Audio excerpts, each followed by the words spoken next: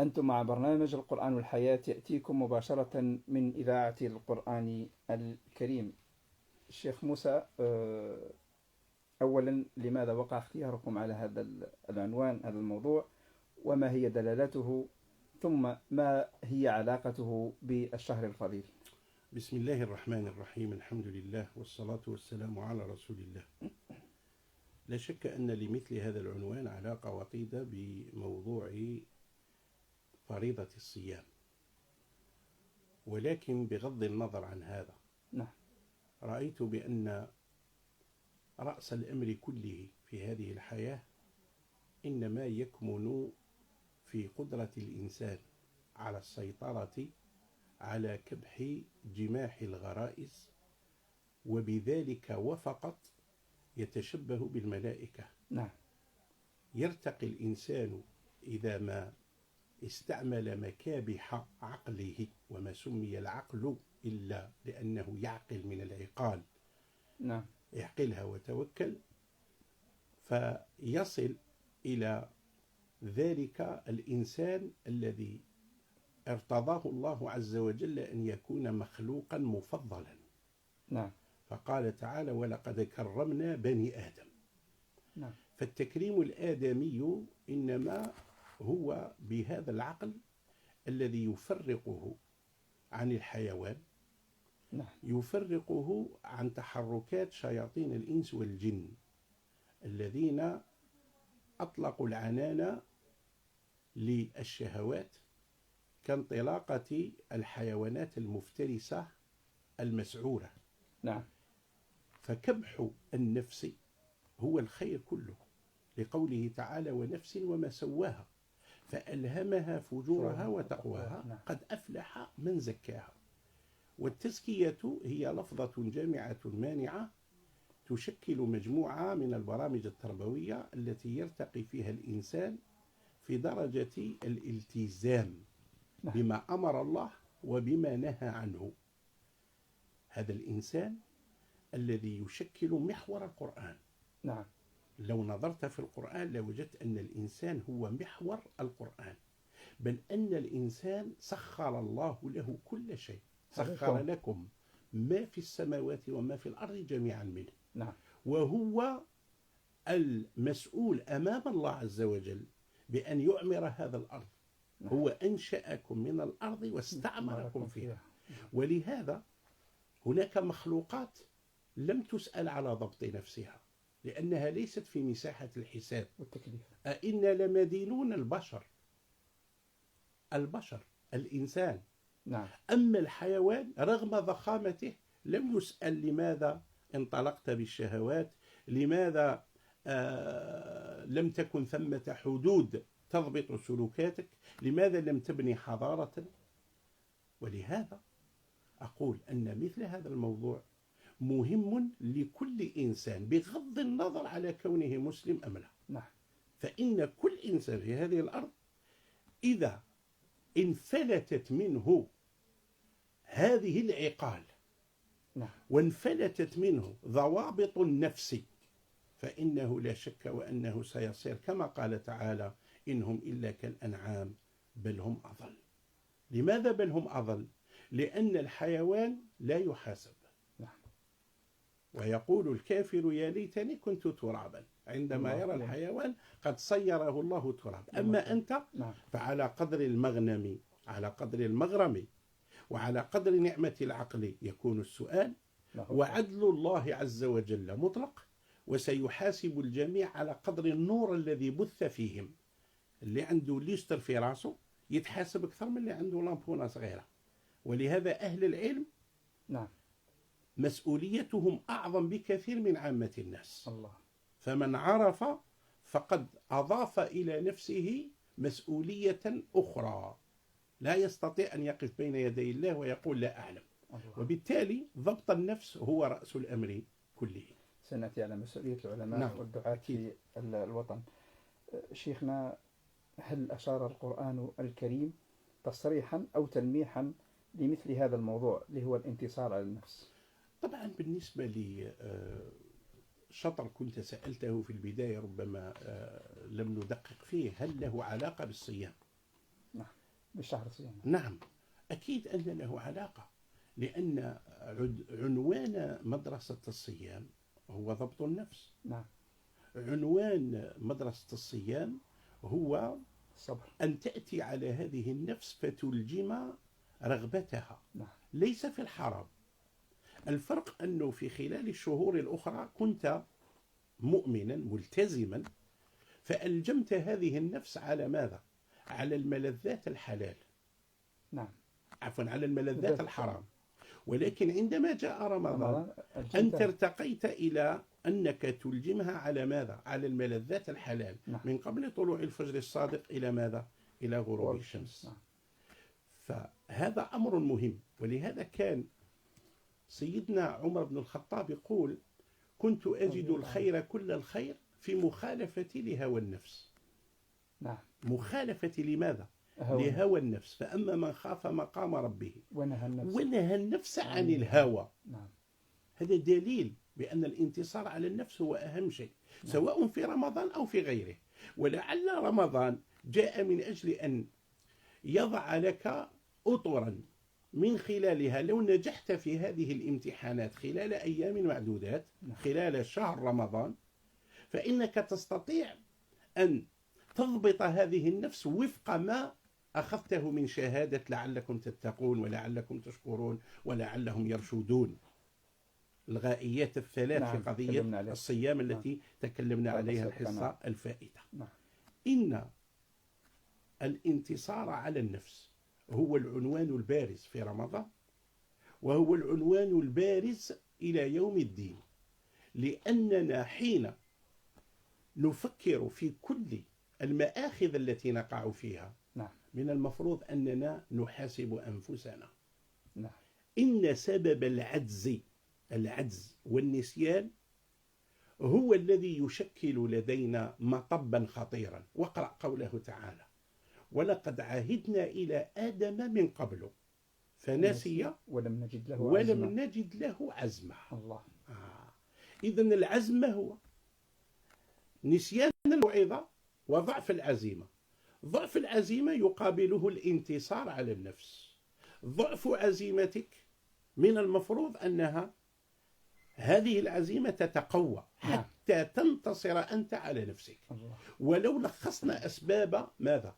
أسباب الانكسار أمام الشهوات، أسباب الانكسار أمام وساوس الشيطان، أمام كل المغريات، نجد بأنه نسيان الموعظة ونقص العزم وضعف العزيمة. إذن نحن نتكلم على جزئية الانتصار على النفس بمعنى تقوية العزيمة. لها أسبابها كيف تقوي. نعم. كيف تقوي هذه العزائم. نعم. كيف تقوي هذه العزائم. واضح؟ إذا قلت أما من خاف مقام ربه ونهى النفس عن الهوى، هنا دعوة إلى ماذا؟ إلى الانتصار على النفس. بعض الناس يظن بأن كل المطبات التي يقع فيها الإنسان إنما مردها إلى الشيطان، والحقيقة لا. الشيطان هو مرسل للدعوات. قال تعالى: ولقد صدق عليهم إبليس ظنه فاتبعوه إلا فريقا من المؤمنين وما كان له عليهم من سلطان ويعترف يوم القيامة ما كان لي عليكم من سلطان إلا أن دعوتكم فاستجبتم لي. وغاية ما في أمره من شر الوسواس الخناس الذي يوسوس في صدور الناس من الجنة والناس. واضح؟ إذن النفس الأمارة بالسوء. إذن هناك شيء آخر. ما هو؟ هو هذه النفس التي قال فيها سبحانه: لا أقسم بيوم القيامة ولا أقسم بالنفس اللوامة.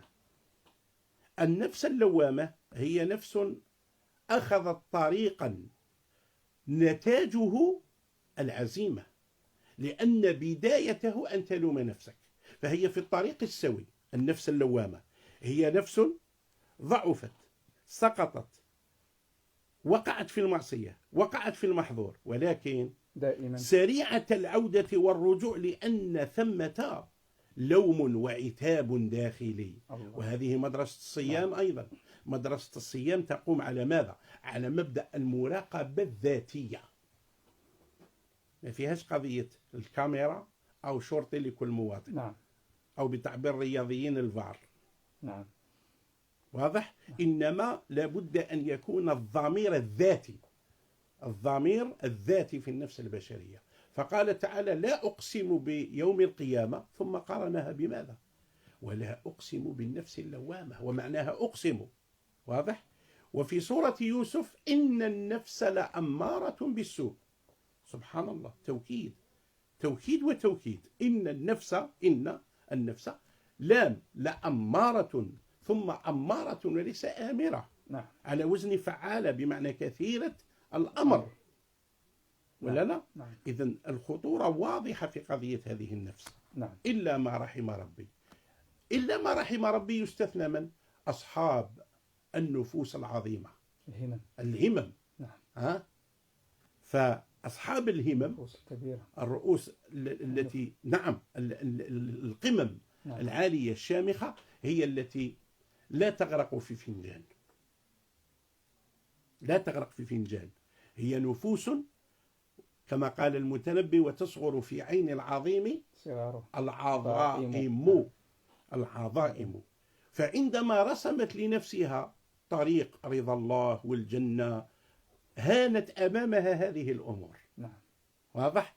ثم استوى عندها المدح والذم، كما قال سفيان: لن يبلغ الرجل منزلة الورع إلا إذا استوى عنده ماذا؟ المدح والذم. ثالثا: أنها أقامت ميزانا للمحاسبة بعيد على وجوه الناس. قال: كيف أعمل العمل ليس للناس فيه أجر أو طلب شهرة؟ قال: سبحان الله، وهل في الوجود ماذا؟ وهل في الوجود ناس؟ نعم. الله فيك. إذن القرآن أشار إلى هذا الموضوع تصريحا وتلميحا. نعم، تصريحا وتلميحا. نعم. شيخنا، رمضان شهر الصبر، والصبر ثوابه الجنة، وشهر الخير والتضامن. هذه المعاني الجليلة شيخنا هي الثمرات المرجوة بأن يخرج بها المسلم من مدرسة الشهر الفضيل. لو نعرج أو نقف وقفة مع معركة بدر الكبرى، نعم. التي كانت في 17 من رمضان من السنة الثانية للهجرة، ما دلالة شيخنا هذا التلازم التاريخي؟ أحسنت. التلازم التاريخي بين قضية جهاد النفس وجهاد العدو، أو جهاد الكافر المحارب، الجهادين. أولا القرآن الكريم قال: والذين جاهدوا فينا لنهدينهم سبلنا وإن الله لمع المحسنين. نعم.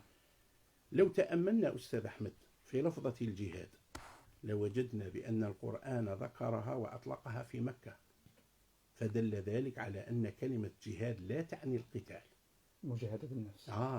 القتال هي حالة عارضة في وضعية معينة تسمى القتال. الله. ولا لا؟ نعم. ليست هي الأصل، ليست هي الأصل. ثم الجهاد أعم، وعلى رأسه جهاد النفس. الله. جهاد النفس. الله عز وجل عندما كان صحابة رسول الله صلى الله عليه وآله وسلم في حالة مظلمة واضحة وقعت عليهم،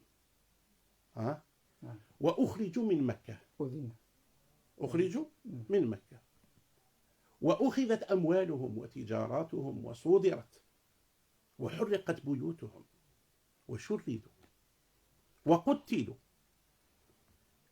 طبيعي أن الصحابة ينتظرون ماذا؟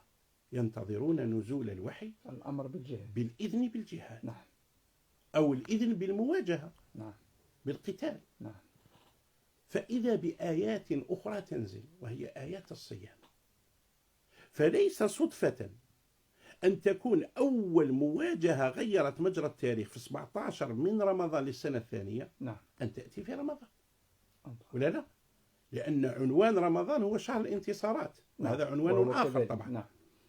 فإذا بالقرآن ينزل آيات تتكلم على نوع آخر من الجهاد، وكأن القرآن يقول إن مواجهة الأعداء، وهذا خطاب إلى يوم الدين، إلى يوم القيامة، يعلمنا القرآن بأننا إذا لم ننتصر على أنفسنا، وإذا لم نهذب الجبهة الداخلية ذاتا فينا وفي المجموعة التي نحن معها، لن نستطيع أن نغلب عدوا. نعم.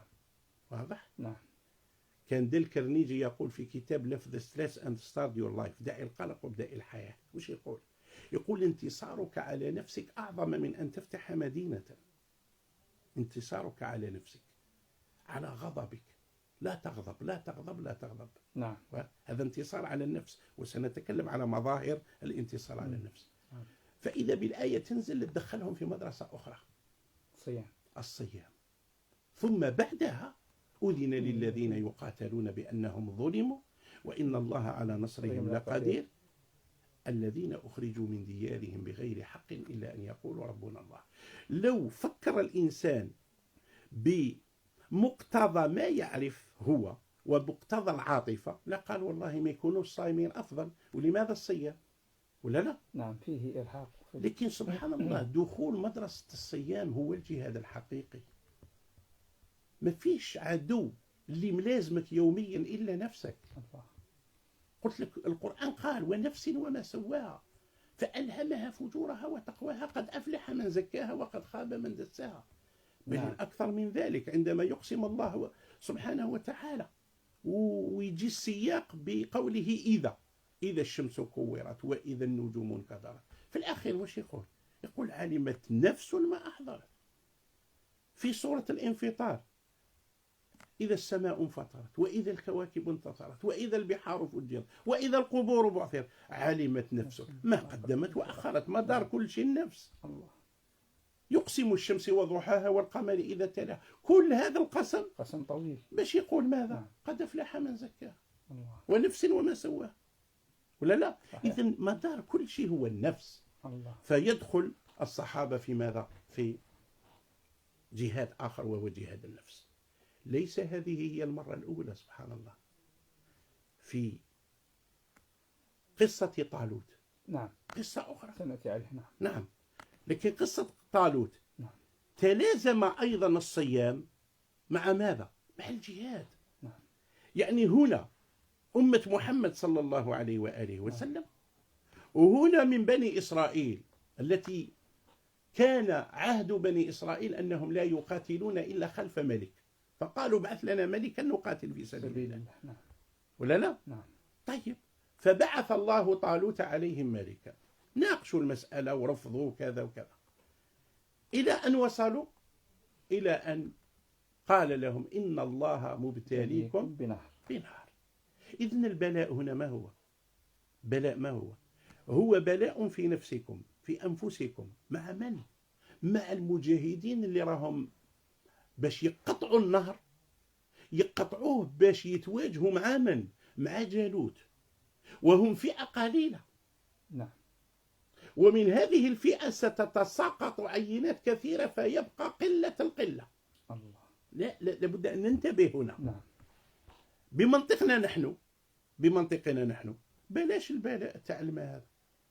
بمنطقنا نحن الكفار أكثر منا عددا. طالوت عنده مجموعة قيل 14,000 قيل 1400 ما يهمش العدد، لكن لا مقارنة بين جيشه وجيش من؟ جيش الآخرين، بدليل أنهم قالوا لا طاقة لنا اليوم بجالوت وجنوده. لكن الابتلاء لازم، لأن الله سبحانه وتعالى له سنن ما كان الله ليذر المؤمنين على ما أنتم عليه حتى يميز الخبيث من الطيب. طيب علاش يا ربي؟ علاش هذا الشيء؟ وما كان الله ليطلعكم على الغيب ولكن الله يجتبي من رسله من يشاء. الواجب عليكم فآمنوا بالله ورسله وإن تؤمنوا وتتقوا فلكم أجر عظيم. إذا فعلا راكم مؤمنين أنت مأمور أيها المسلم بأنك تستسلم. وما الإسلام إلا انقياد وخضوع واستسلام. جزاك الله خير. قالوا آمنا. ماشي ناقشوا، قالوا آمنا. التسليم والتفويض. واضح؟ فإذا به قال إن الله مبتليكم بنهر فمن شرب منه فليس مني ومن لم يطعمه فإنه مني إلا من اغترف غرفة، وفي قراءة غرفة بيده. شوف النتيجة، فشربوا منه إلا قليلا منهم. إذن البلاء هنا، إذن البلاء احنا رانا نحكو على رمضان حقيقي. رانا نحكو على مدرسة الصيام وعلى الانتصار على النفس. لماذا لم تنتصر فئات كثيرة على نفسها هنا؟ إذن مراد الامتحان ماذا؟ أن تنتصر على نفسك أولا حتى قبل ما تجي وتسأل الله أنه ينصرك في حاجة أخرى. تنتصر بكل سهولة. بارك الله فيك. نعم. فإذا به يسقط عدد هائل في الامتحان. الله. مش شربوا فقط، شربوا واغتسلوا بردوا قلبهم بالماء هذا خلاص، لكن قليل اللي شربوا غرفة فقط. الله. واضح؟ نعم. إذن بالمعادلتين أو الصورتين في القرآن الكريم، أمة محمد صلى الله عليه وسلم وكذلك بنو إسرائيل. نعم. احنا نديروا المقاربات هنا، نديروا المقاربات ثم نسقطها على الوقت، ثم نسقطها في حركة الحياة. نعم. تلازمية مدرسة الصيام نعم. مع الجهاد في كلا الأمرين، سواء مع الأمة اللي سبقتنا مع بنو إسرائيل، سواء معنا احنا أمة محمد صلى الله عليه وآله ولن وسلم. تجد لسنة الله أحسنت، ولن تجد لسنة الله تبديلا. نعم. فإذا به يتساقطون هنا. الله. واضح؟ ويثبتون هنا. الله. يثبتون هنا. لكن من الذين تساقطوا هنا حتى نحطها في حركة الحياة ونربط موضوعنا بالواقع؟ هم الذين لم قال الذين يظنون، قال الذين يريدون الحياة الدنيا. لا. نعم. الذين الذين يريدون الحياة الدنيا دائما هم الذين يسقطون. الذين قالوا لا طاقة لنا اليوم بجالوت وجنوده دائما هم اللي يسقطون. لماذا؟ لأن عشق الحياة والتشبث بها ومحاولة أن يغيروا الوضع دون أن يغيروا النفس. والعزيمة في بعض الناس أنا أقول لك يحب يتخير الكون نحو الإيجابية، تولي الدنيا قاع زهور وقاع، يكلمك على المجاعة، قد يكلمك على الشدة، قد يكلمك على أمور كثيرة، ولكن أن يستحضر